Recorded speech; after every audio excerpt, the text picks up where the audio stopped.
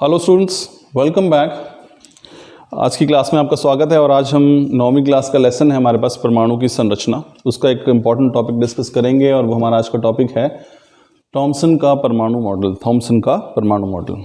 देखिए स्टूडेंट्स, इससे पहले वाले लेक्चर में हमने बात की थी कि किस प्रकार से डाल्टन जो थे जिन्होंने परमाणु का सिद्धांत दिया था, उसमें उन्होंने कहा था कि परमाणु जो है वो अविभाज्य है, यानी कि इनडिविजिबल है, जिसको हम और आगे नहीं तोड़ सकते हैं।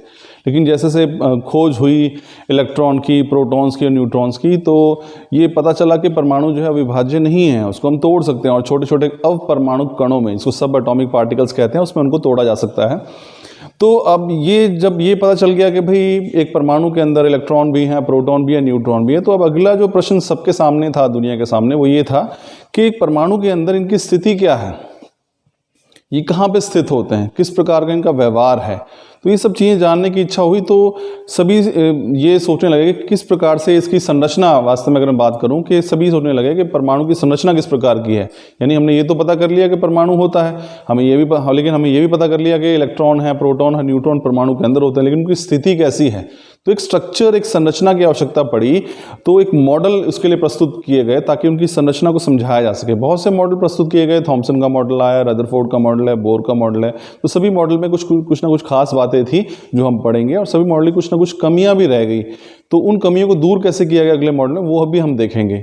तो थॉमसन का मॉडल जो हम बात कर रहे हैं, ये वास्तव में परमाणु की संरचना को समझाने के लिए सबसे पहला मॉडल था जो प्रस्तुत किया गया था। अब इसमें क्या था और इसकी विशेषताएं क्या थी, इसमें कमी क्या रहेगी, वो हम देखेंगे। तो चलिए आइए स्टार्ट करते हैं स्टूडेंट्स हमारा आज का टॉपिक, और हमारा आज का टॉपिक है थॉमसन का परमाणु मॉडल। अब देखिए, थॉमसन के अनुसार एक परमाणु जो है वास्तव में क्या था। उनके अनुसार परमाणु जो एक धनावेशित गोले से बना होता है और उस गोले में ऋणावेशित इलेक्ट्रॉन गड़े होते हैं।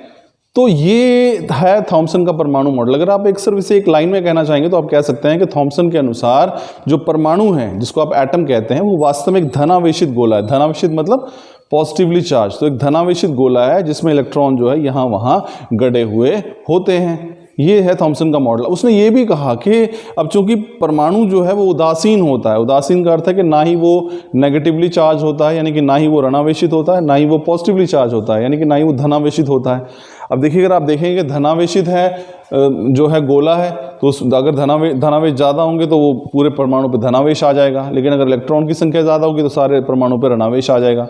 लेकिन जो परमाणु है वो उदासीन है। तो ये समझाने के लिए थॉमसन ने कहा कि परमाणु में वास्तव में जितना धनावेश होता है उतने ही उस पर ऋणावेश होता है इलेक्ट्रॉन की वजह से। तो जितना धनावेश है उतना ही ऋणावेश होगा, तो उदासीन बन जाएगा हमारे पास कोई भी परमाणु। तो ये दो प्रमुख इंपॉर्टेंट पॉइंट थे थॉमसन मॉडल के। स्टूडेंट्स दोबारा देखिए, क्या हमने सुना, हमने पढ़ा, आप यहाँ से डायग्राम में भी देख सकते हैं। उसने क्या कहा, थॉमसन ने कहा कि हमारे पास जो परमाणु है वो वास्तव में धनावेशित गोला है। आप देख सकते हैं यहाँ पे धनावेश है, पॉजिटिव पॉजिटिव पॉजिटिव, धनावेशित गोला है जिसमें इलेक्ट्रॉन, ये जो नेगेटिव माइनस जो साइन आप देख रहे हैं, ये इलेक्ट्रॉन के लिए है। इलेक्ट्रॉन जो यहाँ वहाँ धंसे हुए होते हैं या फिर गड़े हुए होते हैं। तो ये हमारे पास है थॉमसन का परमाणु मॉडल। इसके अलावा उसने एक और बात कही, उसने कहा कि जितने यहाँ पे धनावेश होगा, जितने पॉजिटिव चार्ज होंगे इस परमाणु के अंदर, किसी भी परमाणु के अंदर, उतने ही ऋणावेश भी होंगे। तो धनावेश जो है वो सारा ऋणावेश द्वारा कैंसिल कर दिया जाएगा और परमाणु जो है वो उदासीन होगा, तो यानी कि न्यूट्रल होगा। ये था हमारे पास थॉमसन का परमाणु मॉडल। क्या क्या देखा आपने, हमने क्या समझा स्टूडेंट्स यहाँ पे, हमने ये समझा कि जो परमाणु है वो एक धनावेशित गोला है जिसमें इलेक्ट्रॉन यहाँ वहाँ धसे हुए हैं। जितना ऋणावेश होता है परमाणु पे उतना ही धनावेश भी होता है, इसलिए परमाणु जो है वो उदासीन होता है। तो ये था थॉमसन का परमाणु मॉडल। आप यहाँ से देख सकते हैं, ये गोला है, धनावेशित है, इसमें नेगेटिवली चार्ज ऋणावेशित इलेक्ट्रॉन जो यहाँ वहाँ धसे हुए हैं।